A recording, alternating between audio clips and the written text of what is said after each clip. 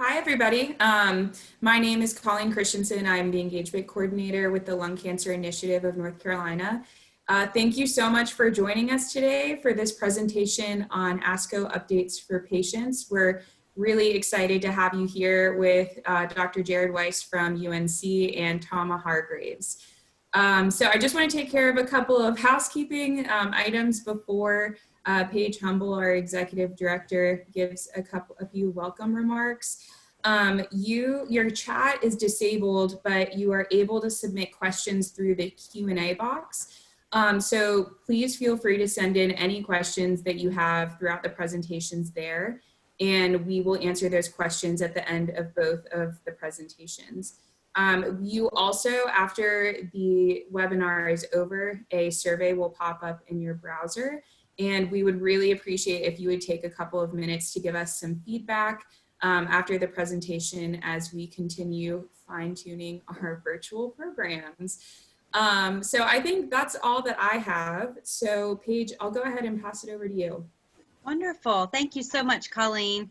And I'm smiling because I'm looking at the attendees as you're joining, and I'm so happy to see all of you online and just can't wait till the day when I can see you in person. Thank you so much for joining us for our Power Up series. We have worked really, really hard to pull together educational content that's meaningful to all of you.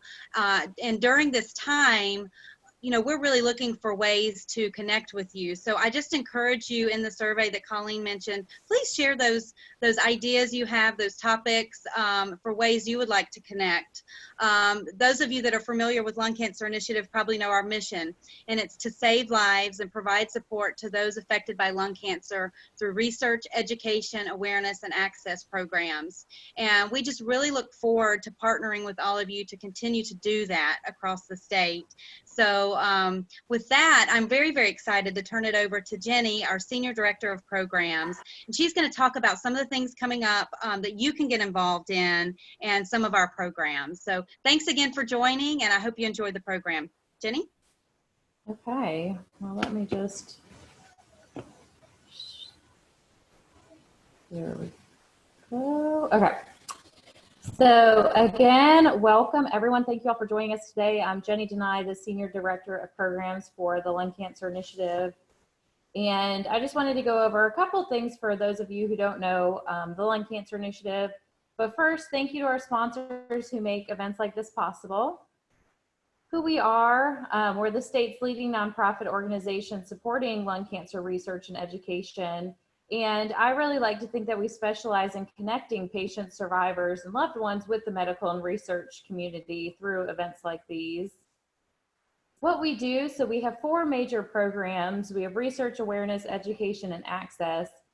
Research, we funded over $2.26 million since we started funding research in 2008. We know that's the main way that we can help save lives and prevent lung cancer from even starting. So we invest a lot of money in research. We also have access programs. So we have our gas card program, which actually our speaker, Tama Hargraves, had the brilliant idea, I think, oh my gosh, 7 years ago now, to start a gas card program so we could help lung cancer patients across the state. And you can see the map here. So we try to reach patients in all 100 counties in North Carolina.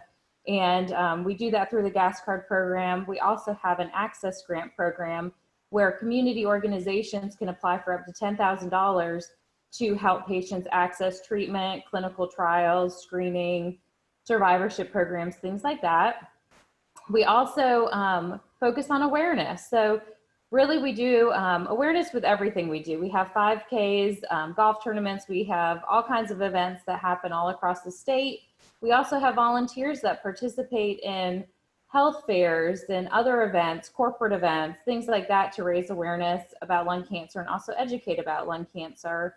And then we focus on education. So we have our Lung Cancer Summit coming up in August 21st and 22nd, and I'll talk about that in a minute. We also do provider education. So we educate primary care providers on lung cancer screening. We educate oncologists to try to keep them up to date on treatments. And then we have events like these, the Power Up series. where we educate all of you on different topics. And as Paige mentioned, just let us know if you have a topic of interest, because since all of this happened with the coronavirus, we've been doing more of these events because we can virtually do more. And so I think we've had one almost every single month. So if you have a topic of interest, please let us know. And then something new for this year, because of everything going on, we took some of our Access Grant funds and we reallocated it for this patient emergency fund, where 80 patients were able to apply for $250 stipends. And this was to help with food, transportation, things like that, especially to patients that were impacted by the coronavirus. So we were very fortunate and excited to be able to provide those. And then something else, it's not as new this year, but we're trying to engage survivors more. And so we have a survivor steering committee, which you can see pictured here. There are a few of them missing, but they really guide all of our survivor engagement events. And so I am excited to say that we will have another survivor wellness retreat this year with Wind River. It will be virtual. More information will be coming soon about that. And then also we've started, because of the coronavirus, we've started virtual survivor luncheons. And those are twice a month where you can log in, meet other survivors. The first Wednesday of the month is more of a social networking gathering. And then the third Wednesday of the month, we usually have a guest speaker. So you can find all that on our website, but we are excited to provide those events. And then this, if you're interested in getting involved, I know it's a little more difficult now, but there are still plenty of ways that you can get involved and volunteer or participate in a committee. And we do have a orientation via Zoom on August 24th, if you'd like to learn more. Our Lunch Forward series, this has changed a little bit, so I would just check our website for the most recent information. I won't say anything else about that now because some of this has changed a lot, but go ahead and check our website to see which of these events have now become virtual. And then speaking of virtual, as everything is now, our Evening of Hope will be virtual this year. It'll be August 30th. It'll be a great event, so sign up for that. You can sign up now. We'll have a lot of great auction items, and it'll be a fun evening. And then our summit I mentioned is August 21st and 22nd. We'll have a great host of speakers for that, so please join us to learn more about lung cancer treatments, lung cancer 101 and COVID. We even have a health disparities panel. We have storytelling, all kinds of things like that. So you can learn more on our website. And now for the main event, we have Dr. Jared Weiss, who is a medical oncologist at UNC. He specializes in lung cancer. He's also a cancer researcher, and he sits on our scientific advisory committee overseeing our research efforts. He also happens to be the doctor of our other speaker, Tama Hargraves. Tama Hargraves is a lung cancer survivor. She's an advocate. She's a retired educational speech language pathologist, and she is almost a 14-year lung cancer survivor, which is super exciting.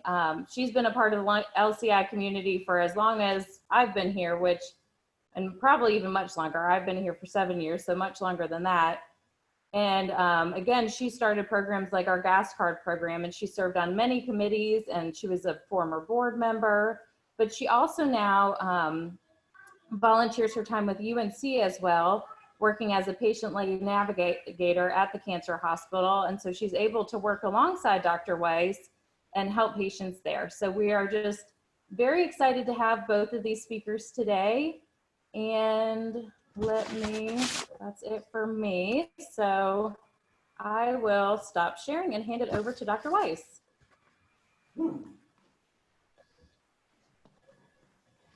All right, well, thank you. While I'm pulling up slides here, are those visible now?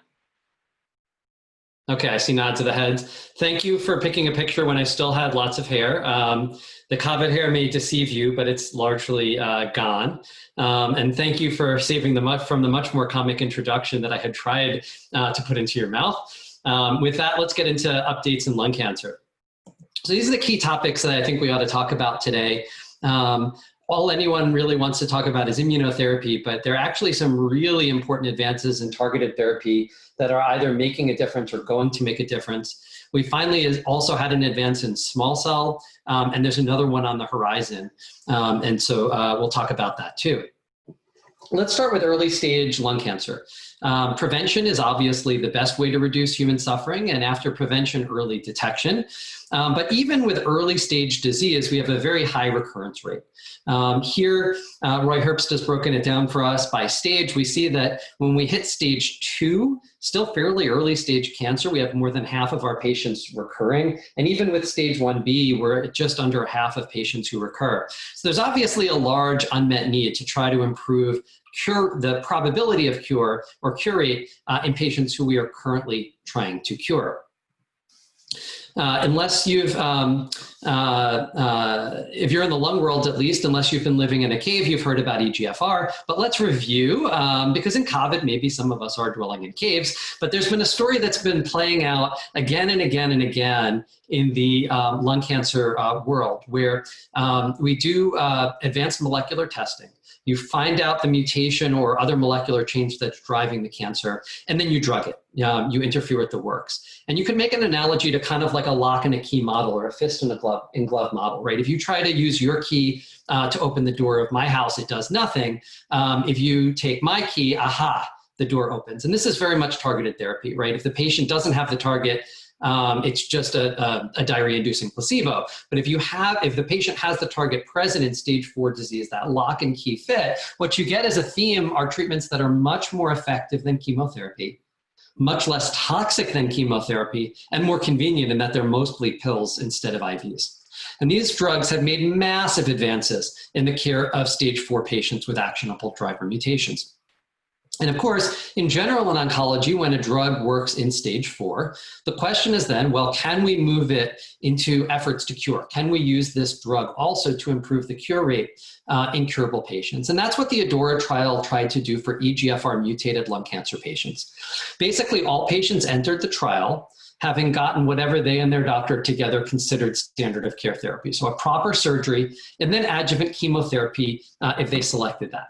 And then they were randomized to either get osimertinib for 3 years or placebo for 3 years.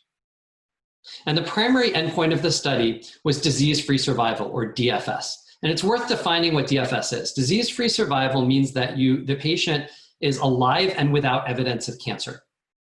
And it's when we represent these endpoints like DFS on a curve, 100% of patients will start, we're mirrored, so I'll start over here. 100% of patients will start alive and without evidence of cancer, and the curve keeps ticking downward and downward until as patients either die or their cancer grows. And of course, if you follow them out long enough, all curves ends at 0, because cancer or not, we do all eventually die of something.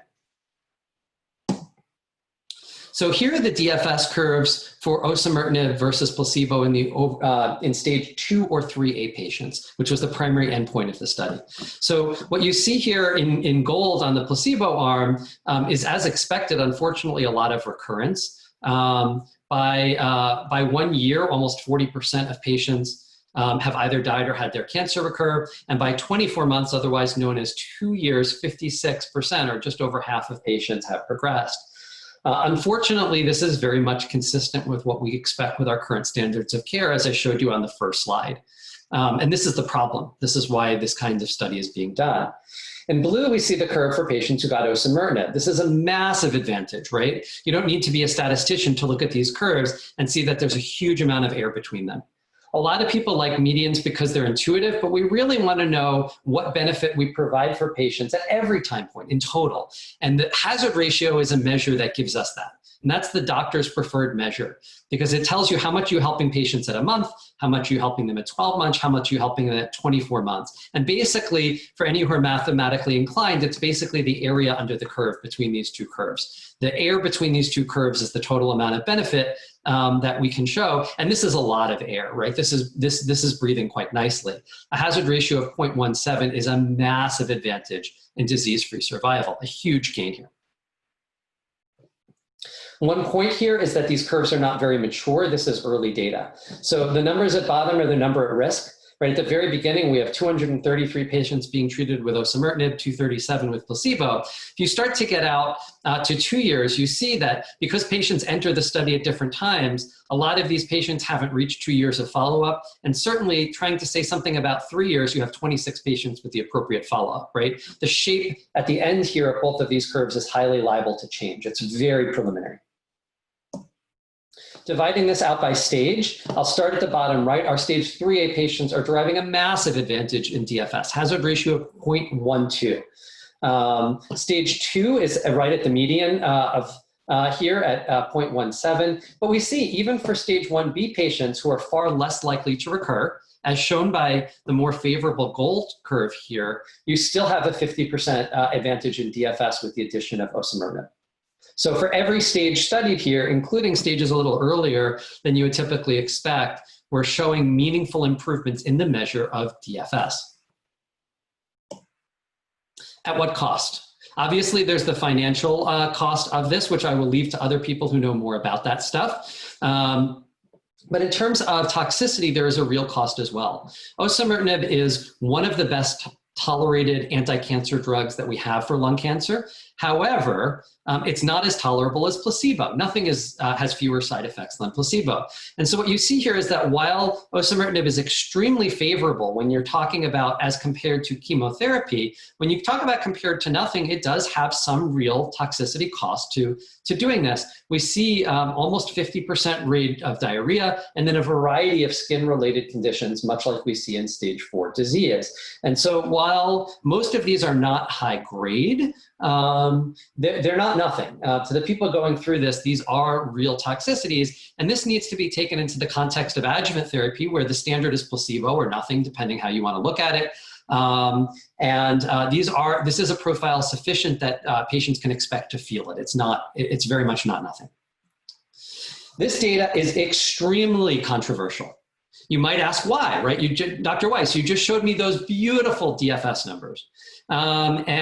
This data is extremely controversial because of the question of, will those beautiful DFS numbers actually translate into a survival advantage? So it's clear that we make the scans look prettier for a time on the osimertinib here, but the real question is, do patients live longer, right? There are some patients whose cancer would have never recurred without drug, and those patients are getting diarrhea for nothing. And then there are some patients whose cancer would have recurred, as the placebo curves taught us, but could they not have derived the same survival advantage if they started getting osimertinib at the time their cancer is manifest, right? Are we actually curing more people, or are we actually providing a survival advantage? And we can look to historic studies. This experiment has been done before with older TKIs. I show you this one just because it just came out at ASCO and we're doing an ASCO update. This one happened to be chemo versus gefitinib, but similar experiments have been done with erlotinib with a similar theme. And that theme is that, as you see here, there's a large disease-free survival advantage, as gefitinib showed here, as erlotinib has showed, that translates into absolutely no survival advantage. The historic precedent has been repeated disappointment with large DFS numbers not translating to that actual survival advantage. And if there isn't a survival advantage, then why not spare part of the population the side effects until the time that they actually need it? And of course, in America, we tend to ignore this, but there's a very, very real financial cost here as well. As well, the way this study was conducted, there's a lot of controversy in the academic spheres about whether we'll ever properly get that answer. We'll have to wait and see what data we get, and we'll have to look at it critically. I would predict that probably most docs are going to have, I hope, an educated conversation with their patients about this. And I suspect that once all the controversy is done, that most people will do this. And I worry about whether, as we do it, if we're really providing the survival advantage that we expect to provide. Let's wait and stay tuned to how the data evolve and what we learn going forward. So I mentioned earlier for you my love affair with targeted therapy. I think anyone invested in the lung cancer world is in love with targeted therapy, right? It's great taste and less filling. Right? Less toxicity, more efficacy, mostly oral to demedicalize the life of the patient. We've seen this theme again and again and again with EGFR, with ALK, with ROS1, and there are new kids on the block that I'm excited to tell you about. A greater portion of this disappointing part of the pie, which is either no oncogene driver detected or somewhere out here, some of these that are detected but not actionable. This pie is shrinking rapidly. Don't worry, pie lovers. This won't take it away from you. Sorry, that was funnier in my head. So the first of these I want to talk to you about was MET. Not talking about the New York sports team, but the gene MET, mesenchymal epithelial transformation. It's a few percent of adenocarcinoma of the lung. It's an interesting story that I'm going to gloss over to what matters for clinical care right now. But basically, we've had many failures of MET-targeted drugs based on how having MET was defined. What you're looking at here are data for patients who have a skipping mutation in exon 14 in MET, or MET-del14 as it's mostly called. It's worth pointing out parenthetically that there's ongoing study in patients with very high levels of amplification of MET, meaning there's lots of extra copies of the MET gene as opposed to it being altered. But today we're looking at data in MET-del14. And what you see here is data that meets the bar for true targeted therapy. Response rate of over 2/3, duration of response of 11 months, and of course a toxicity profile that is quite favorable compared to chemotherapy. This agent is FDA approved, and there are at least 2 others that we can expect to be FDA approved in relatively short order against this target. The other target, this is not an ASCO update, but I'm not sure we've talked about it at LCI, so I think it's important, is that there's a new target RET, another few percent of adenocarcinoma of the lung that is now actionable.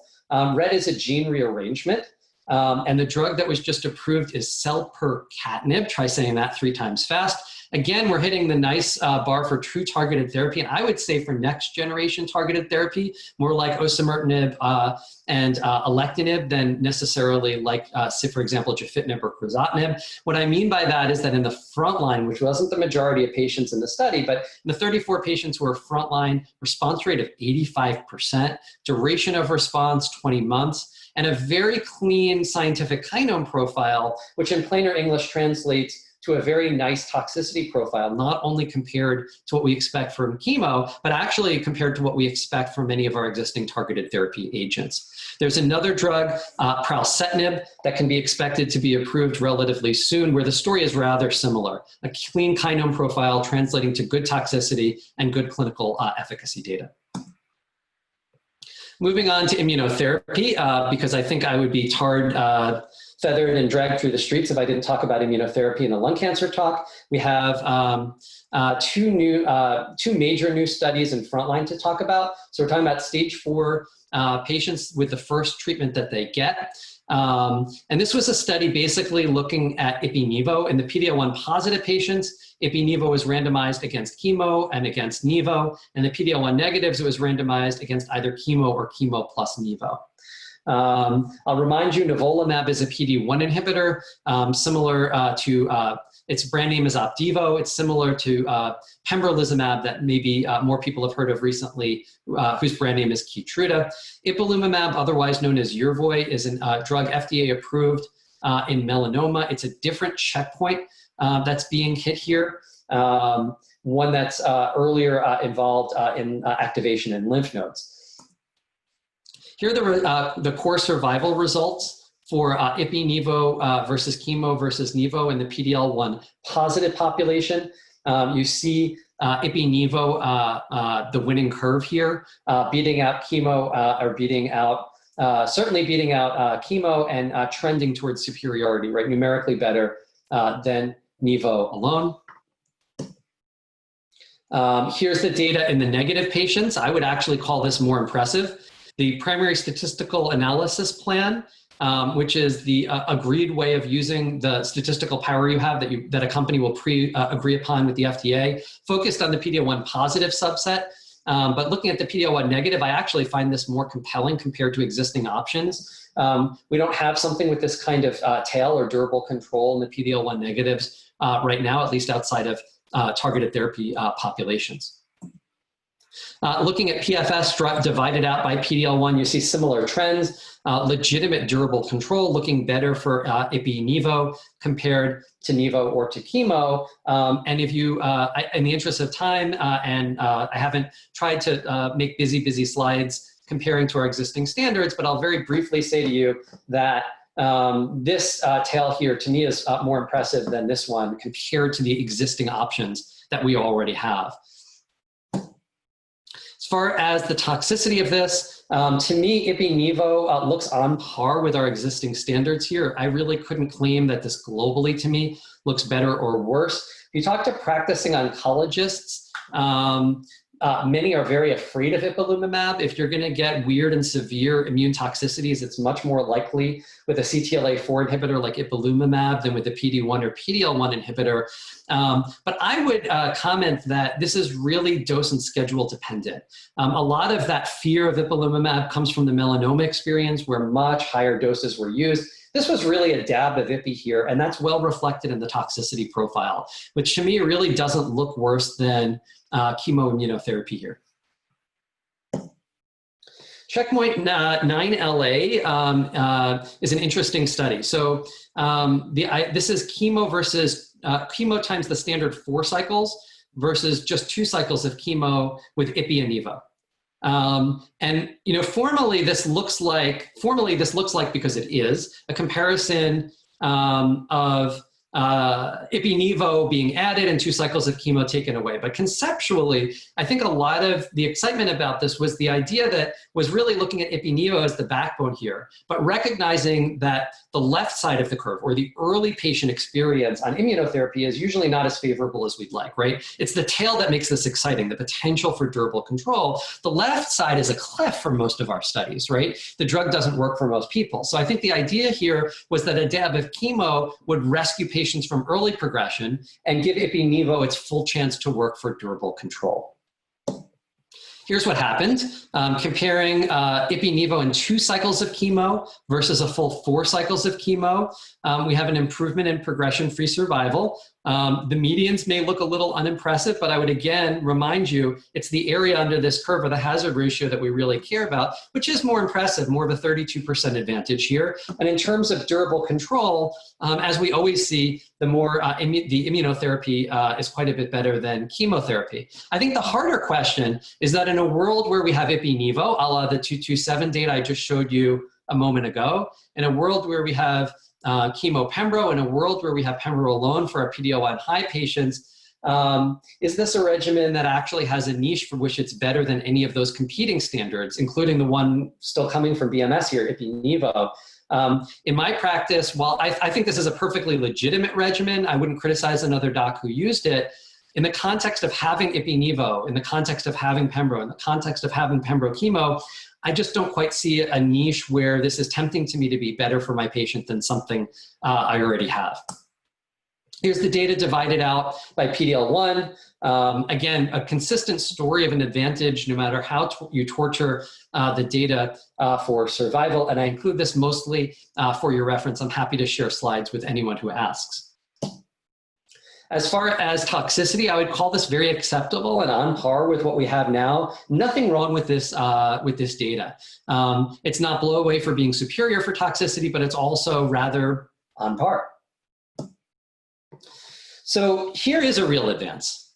We have several thousand studies, either completed or ongoing, that try to add to a PD-1 drug like nivolumab or pembrolizumab, another immune checkpoint inhibitor.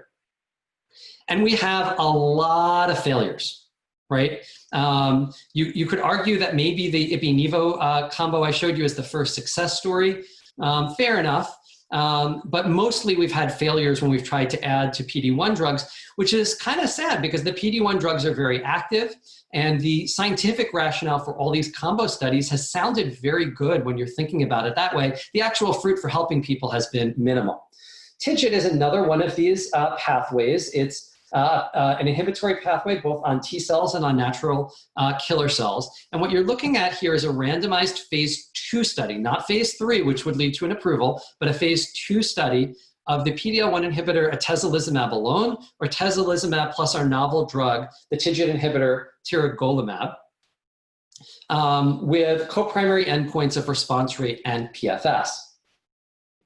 I'll focus your attention first at the far left. ITT stands for intention to treat. This is the total population. And we see a roughly 50% improvement in response rate with the addition of tiragolumab to atezolizumab. But the investigators did what they're supposed to do, and they divided this into subgroups, right? What we do in academia is we torture data until it confesses something. And this data confessed something really important for figuring out where this drug should go in phase 3 testing. If you look at the PD-L1 low population, the 1 to 49s on this study, there was no improvement with the addition of tiragolumab, right? This is the same response rate if you see how overlapping these error bars are. But in contrast, wow, look at this difference in the PD-L1 high population, a more than doubling of the response rate. When we look at this as PFS in that subgroup, it's very impressive, right? We have a hazard ratio of 0.3. I realize that we're starting to see better hazard ratios, but I'll tell you, numbers like 0.3 are like unheard of until very recently in lung cancer. This is a massive advantage, right? Look at how much room there is between these curves with the tira-atezo patients doing better. So I'm really excited about this. But I would remind you, in just slightly tempering the enthusiasm, that this is a subgroup analysis on a randomized phase 2 study, meaning it's a subportion of a study that wasn't definitive to start with.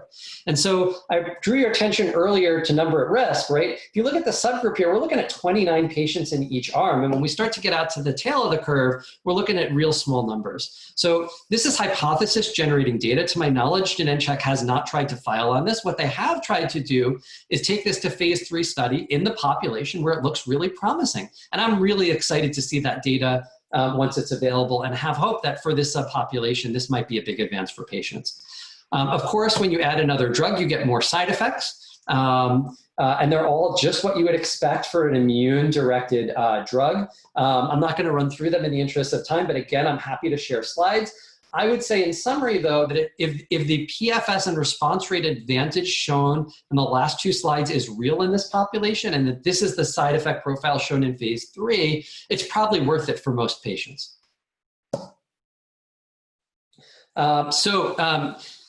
Getting near the end of non-small cell lung cancer advances, this is a new target, HER2. We have some agents out there trying to target HER2 that we can use off-label right now. I'll briefly summarize that they leave some unmet need. They're not as impressive as we'd like. This drug is an antibody drug conjugate. It's basically trying to be a smart bomb. It's using the specificity of the antibody, shown here in blue, to bring a toxic payload, shown here in green, to the site of cancer.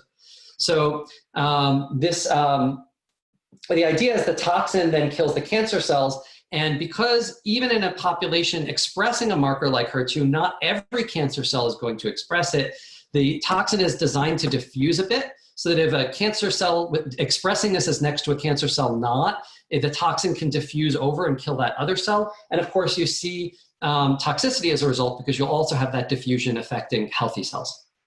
We're looking at study in HER2 mutated lung cancer, and this is really important because HER2 expression or overexpression is a totally separate group of HER2 that we can expect to later see data on. These are patients with a change in the DNA or a mutation in HER2. And these are impressive numbers, which are on par with, again, with what we expect for targeted therapy. PFS of 14 months and a survival that is happily not, the median is happily not reached. These bars on these curves and dotted lines on either side are not comparison arms, but rather confidence intervals. Really exciting, promising looking numbers. The toxicity of this agent is very real. I thank the authors for putting the mild toxicities in Carolina blue and the severe toxicities in Duke blue. I've color-coded many of my figures that way, and no one other than Neil Reddy at Duke seems to ever get the joke, although Jeff Crawford got it recently in something we did together. But what you see here is it's not non-toxic, right? You're seeing some of chemo-like toxicities as a consequence of the diffusion of that toxin. But if the efficacy is on par with what was shown, and if none of the competitor agents pass it, I would say that for most of our patients, this is probably going to reduce a whole lot more suffering than it causes, and therefore reach that moniker of acceptable. Transitioning, catching a breath and transitioning to small cell, we're in the home stretch here. If lung cancer has not gotten enough love historically, small cell is the lung cancer of lung cancer. really where a lot of drugs have come to die and where we've had a real thirst and need for advances for a long time for our patients. There's a joke in the world of those of us who care a lot about small cell that the most important characteristic that a next line small cell drug could have is not being topotecan. Topotecan is the second current standard of care, second line agent, and it's hated. We hate it because it's not that effective and it's very toxic in exchange for that minimal efficacy. So lurbinectedin is coming in to compete in this space. It has some properties that are affecting transcription and immunomodulation, and some that look more like a cytotoxic chemotherapy. Nonetheless, it is active as shown here. What you're looking at is a 4-month PFS in next line small cell. I realize none of us would be excited if we had cancer to only have 4 months of disease control. I agree with that, but it is favorable compared to placebo or compared to topotecan. Overall survival, again, I would never want to say to someone, congratulations, you have an average of 9 months to live. But again, in the context of either doing nothing or what we have, 9 months is an improvement. And finally, and perhaps most importantly for toxicity, this agent is a whole lot less toxic than topotecan in addition to the efficacy edges. What's interesting is that the toxicity that's still there, at least on a simple clinical level, looks a lot like chemotherapy. Nausea's on that list, and hematologic toxicities are clearly dominant, right? Low white blood cell count, low red blood cell count, including the sequelae of low red count like fatigue.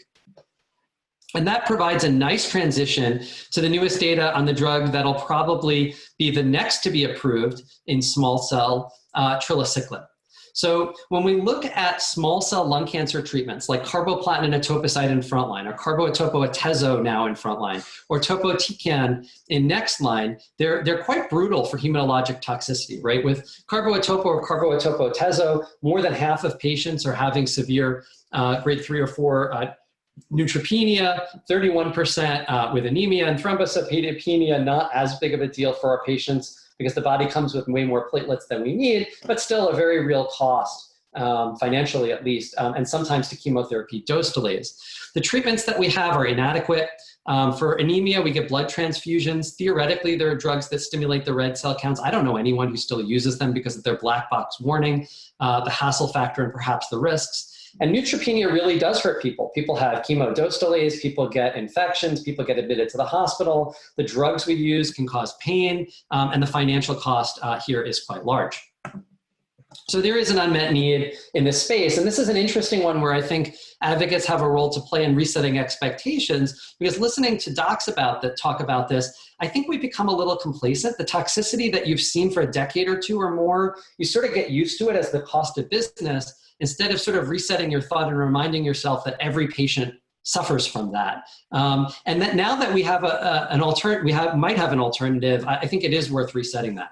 You don't really need data to show that people feel lousy when their counts are down. Any cancer patient can tell you that. But there is some data from Jeff Crawford down the street that backs up the common sense that when patients are anemic, they feel tired and their quality of life isn't as good.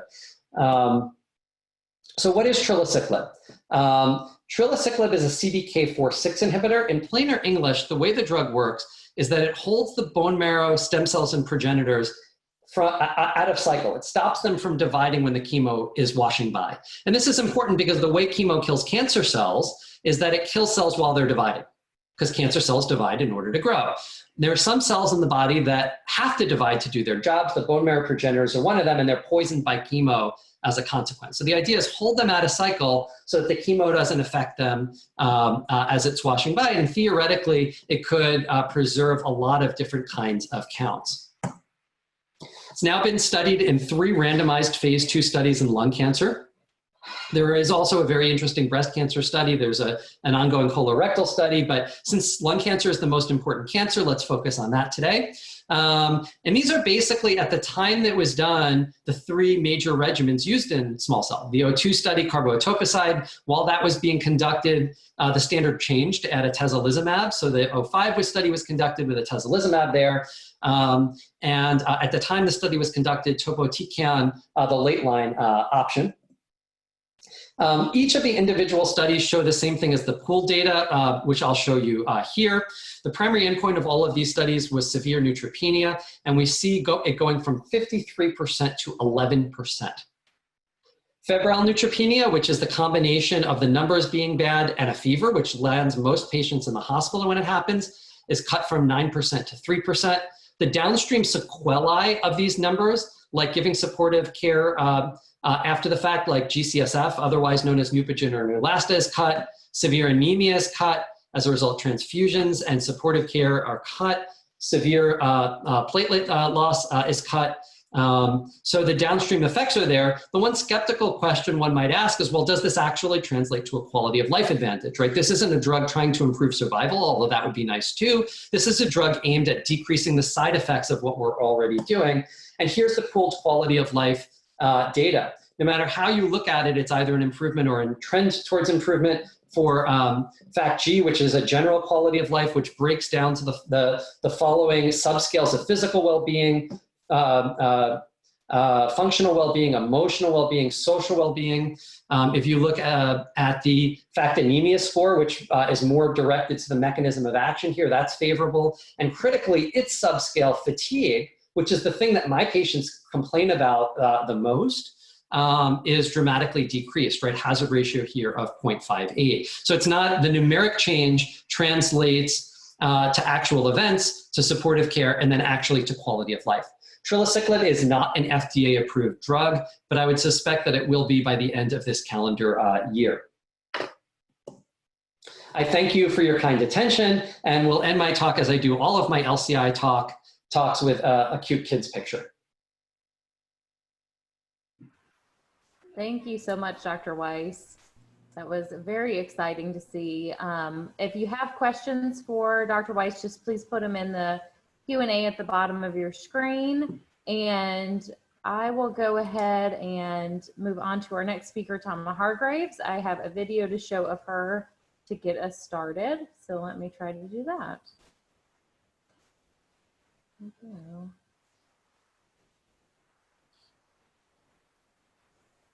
My name is Tama Hargraves. I live in Raleigh, North Carolina. I'm married to Santa Bob Hargraves, and I'm a retired speech pathologist.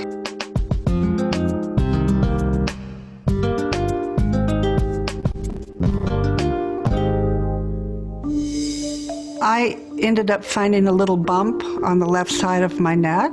Thought, well, it was unusual, but I wasn't alarmed about it. And so when I went in just to see my doctor a few weeks later, just from routine testing, I showed it to him and he said, well, I don't think it's anything, but let's have it biopsied. He called me after the pathology came back, and he told me that it was discovered to be lung cancer and that I was stage 3B. I was in my office at work.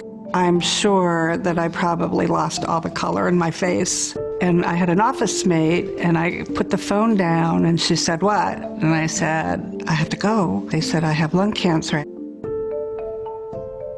I was 58 years old.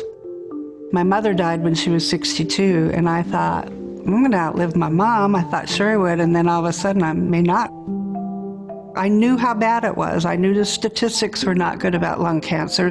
Back then it was about 15% survival for 5 years. By the time I got to UNC Cancer Hospital and this doctor offered me the clinical trial, I decided, what do I have to lose? It might help somebody else by going through a clinical trial if it was successful. It was a very aggressive trial. And what it entailed was 2 very deep chemo treatments, like 3 weeks apart. And then after that, 7 weeks of radiation treatments, and also have lower dose chemo. After all the radiation and chemo were done, I took a targeted therapy drug until August. He took me in the room 9 months later and he said to me, what was there is essentially gone. So I was very excited and life was good. I was very glad I did it. I recovered quite well. I struggle now though, knowing mine was successful and knowing so many lung cancer patients who have not been so lucky. I've switched my direction from being a survivor to being a patient advocate. When I retired in 2014, they were starting a new program called Patient-Lay Navigators, and we were trained to being patient advocate where you could go in with the team, including the oncologists and the nurses, and meet with patients. Now I can give back to the place that saved my life and also give to patients who are now newly diagnosed, give them some hope. When people meet me and they know I am a 12-year survivor, gives them an idea that maybe they can survive this as well.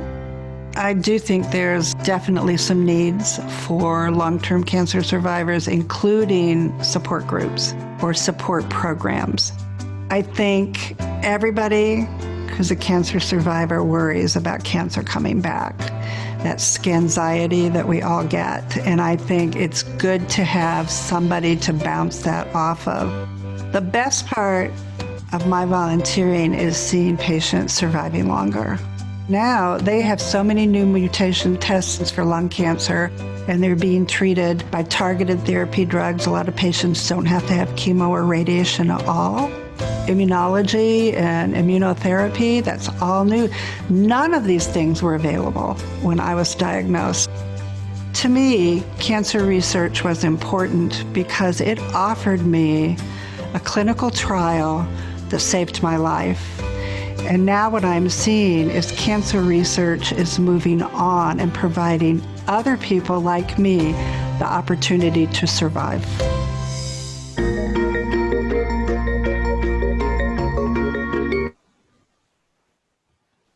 Are you ready for me? Yes. And Tama, I'll just say, I've seen that video so many times, but I actually started tearing up. So well done. But go Thank ahead. you. Thank you. Am I supposed to share a screen or should I just go ahead and, I'm going to share just a little bit more because that's really not the whole story for me as far as, of course, my survivorship and almost 14 years and no. The good thing about being in a clinical trial is that they're always watching you. They're always checking on you, and even for several years after the trial. And in my case, my cancer did, I went out of remission 3 years after that initial treatment. It actually came back in that little spot in my neck where we first found it the 3 years before. But by then I had a met to the brain as well. So had more chemo, did not do the targeted therapy, which was the Tarceva, which, correct me if I'm wrong, Dr. Jared, but that was like the first targeted I knew about for lung cancer. So it was Gefitinib, but they're in the same generation, Coke Pepsi. Yeah. So at any rate, then when I did that, did more radiation specifically to that area. And they also, I think I took Alimta that time for that when it came back. And then I had one CyberKnife treatment. Now, since then, I've really been treatment free. And except 2 years after the CyberKnife, something showed up in the brain again. And Dr. Weiss, knowing me, said, I know what you're going to do. By then, Dr. Weiss was my doctor. And so I had a craniotomy, and it was scar tissue. I'm glad I did it. And the one thing I will say about a clinical trial is, if you ask me would I do it again, I probably would say yes, even though it was a pretty rough clinical trial. And as Dr. Weiss will also say, it was not a successful trial globally. There's a few of us, for some reason, that survived that lung cancer stage. I was stage 3B diagnosed. And I know one other person here in North Carolina who I believe is still with us who went through the same treatment. So the other thing that I wanted to share about when I went through my initial treatment and they were not doing any of the testing for biomarkers. And then when my cancer did come back, I had gotten a little more educated. So I asked, I wanted to have that testing done. And And at that time, Dr. Mark Sosinski was my doctor, but I believe, Jared, you were there by then. Maybe, maybe not. But he, they did test me, and it turned out I had EGFR. And so I kind of think, Dr. Weiss may not agree with me, but get the Tarceva, which was targeted to that particular mutation, was probably helpful. And so what happened after all of that was done, and I finally retired after 42 years of working in public schools, I wanted to do something and got more involved with the lung cancer initiative, and then I became a patient lead navigator. I have learned so much just being there and being able to hear Dr. Weiss and the nurse navigator, Tammy, and the other doctors about lung cancer, that it makes me so hopeful. I am concerned, and I was just reading an article recently that because of COVID, it's been difficult to get people to participate in clinical trials, which is understandable, but that is delaying a lot of the research. And of course, so much of the research now is about a vaccine, I guess, for COVID. So overall, I'm very grateful I live in an area that can be, that offers clinical trials. And I admit I shopped for my treatment. But how lucky was I to go to both 2 comprehensive cancer centers within 30 minutes of my home. And I think there's so much progress that's being made, and I hope it continues. I would encourage anyone to clinical trials, you're not a guinea pig per se. It's like they're not going to completely ignore what would be successful. Would I have preferred not having chemo and all that radiation? Sure, that would have been great. But me, and as I said, because I'm still here 13 and a half years later, I need to give back because of a successful treatment. And I'm so lucky to be working with Dr. Weiss. I will tell you, on my last checkup, we talked about my cancer for about 5 minutes, and the rest of the time we talked about wine. And if y'all have questions, anything else that you want me to share about my experience? I think that's good. Thank you, Tama. So if anyone has any questions for Tama or Dr. Weiss, just type them in the Q&A box. But I had one, Dr. Weiss. I just wanted to ask, so what did you think was the biggest advancement this year, if you had to pick one? And then also looking at next year, what's kind of coming up soon that maybe wasn't presented this year at ASCO, but might be up next year?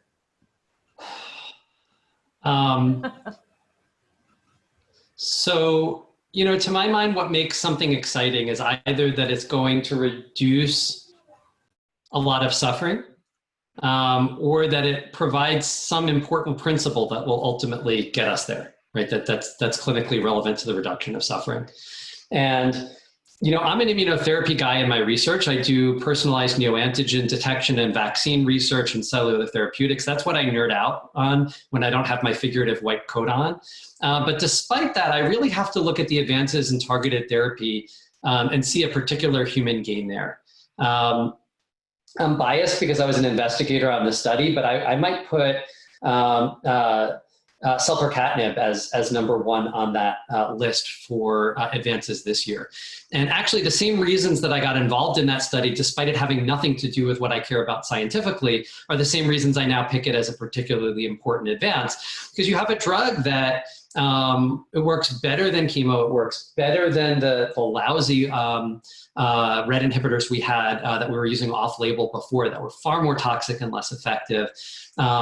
Patients are living very long with low toxicity, right? These are the themes of what we care about. And this drug is meeting those themes par excellence, right? Not since osimertinib have we had a new drug that had such a combination of efficacy and limited toxicity. So to my mind, the human gains from selpercatinib fit a theme that I think is what we should care about. And in looking forward to the advances in the next year, I'm going to keep that targeted therapy theme going. I hope my IO colleagues don't take my immunology card away, but I'm really excited about the potential for advances against KRAS, right? So let's talk about numbers.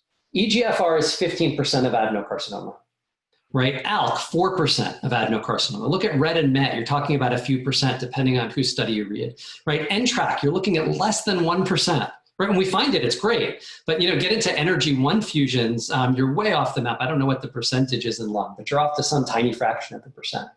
So these matter if the individual person in the room has them, all of a sudden it's 100%. But looking at the lung cancer community as a whole, there's nothing more common than KRAS. It's 25% of adenocarcinoma, all of the isoforms put together. And gosh, it was actually one of the first oncogenes we've known, right? We've been, as a field, we've been studying KRAS and trying to drug it since about the dawn of the internet, right? We're talking several decades. And studies have failed again and again and again. The farnesyl transferase inhibitors failed. Targeting downstream, targeting BRAF or MEK failed. And when you look at the data from the 2 major compounds moving forward against KRAS G12C, I see promise. So KRAS is not one mutation. There are a bunch of different isoforms. And unlike EGFR, for example, where the same drugs target exon 19 and 21 roughly equally well, the story isn't the same in KRAS. You need to target each isoform separately. But still, if you look at the data on KRAS G12C, that's about half of KRAS. On an absolute basis, it's 13% of adenocarcinoma, so just about on par with EGFR. It looks like we're finally getting true targeted therapy now from at least 2 compounds, and there's exciting preclinical work going on to expand this to other KRAS isoforms and even to look at resistance changes and parallel pathways. So I see the potential for KRAS inhibition to really make a pretty big human difference. Yeah, I agree. That would be super exciting. So hopefully more to come on that. Thank you. Paige, did you have a question? I do. And thank you to you both for your presentations. And Tama, thank you so much for all you're doing and for sharing your journey, and particularly what you talked about with clinical research. You alluded to, some of the barriers that are currently, the COVID-19, the pandemic is causing with research. And I'm wondering from Dr. Weiss, have there also been any advancements or accelerations of telemedicine being a part of clinical research because of all this going on with the pandemic? Yes, but. So, I had my honeymoon period with telemedicine, and it's, I'm starting to realize it may not be, I may be in a bad marriage with it. So what I mean by that is that when this all started, I was really excited that it did exactly what you're saying, right? It catapulted us into telemedicine and video medicine that had been otherwise evolving at a glacial pace. And I've been long wanting to do this for my patients, right? If I have an EGFR mutated patient, or I should say a patient whose cancer has EGFR mutation. But if I have such a patient and I have 3 good scans under our belt together, their cancer is being well controlled, they have no side effects, their labs are looking good, and they live 3 hours away, which is my average travel distance now. Do I really need to make that patient schlep 3 hours to UNC, deal with our admittedly difficult parking situation, and then 3 hours back, right? It's a minimum like 7+ hours in their day. If you think about the human gains of therapies like this, and I've said to you, and I've said to anyone who listen, I think the demedicalization, or at least partial demedicalization of a patient's life is one of the great human advantages of targeted therapy. Do I really need that person to come all the way here? No, there's no good reason they couldn't get local labs, get a local scan, FedEx me a disc, and I can give them the check mark. How you feeling, patient? Doc, I'm feeling great. Doc, how are my scans? They're gorgeous. Great. And then we can talk about wine. Do I really need them to take 7 hours of nonsense out of their day to accomplish that? Or on the other side, my poorer patients, I have patients for whom the gas tank and a relative taking the day off from work is a major hardship to come to Chapel Hill. And so, you know, in some situations, if we have a technology that we can offer that their local provider can, if we have a trial that requires travel, then, you know, together with the people who love them and with support from social work and things like LCI's GAS program, we make it work together, right? As a collaboration of LCI, patient's family, their support networks, right? In North Carolina, it's often religious organizations helping too, right? Through that whole community, we make it work. But what about that patient who has that resource issue, but who really isn't needing a trial or isn't needing a particular technology, really just wants to know, my cancer has progressed, my doc has recommended docetaxel ramucirumab, is that the right thing?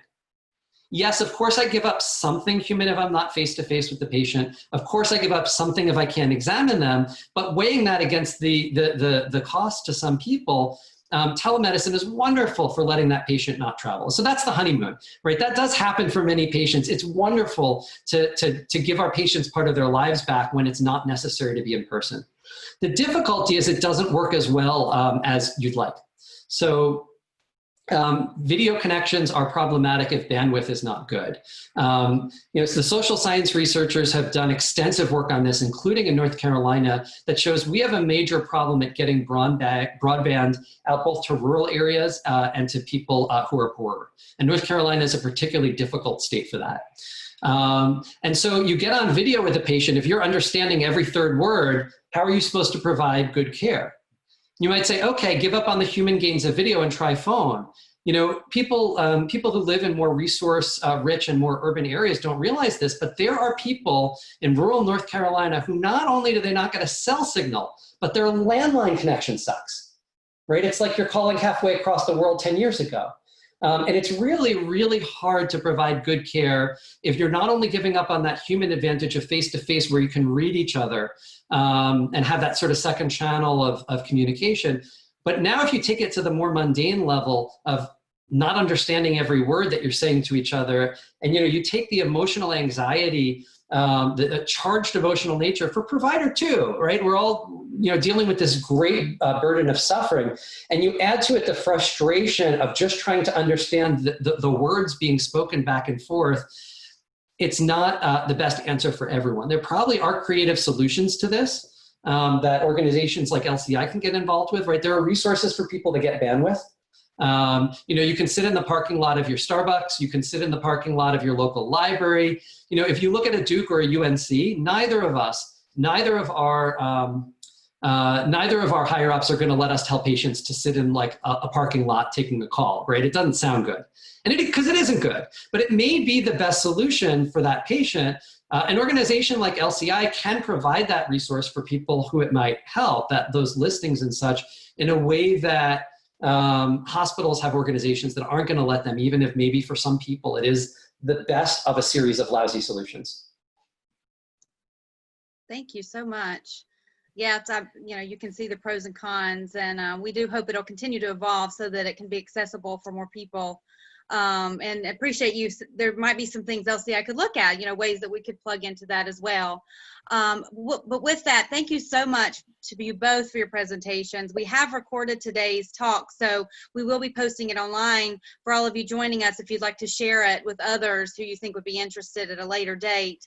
But again, thank you to you all, and we do look forward to hopefully seeing many, many of you at our summit coming up on August 21st and 22nd, or at our Evening of Hope on August 30th. So thank you again, and have a great rest of your day.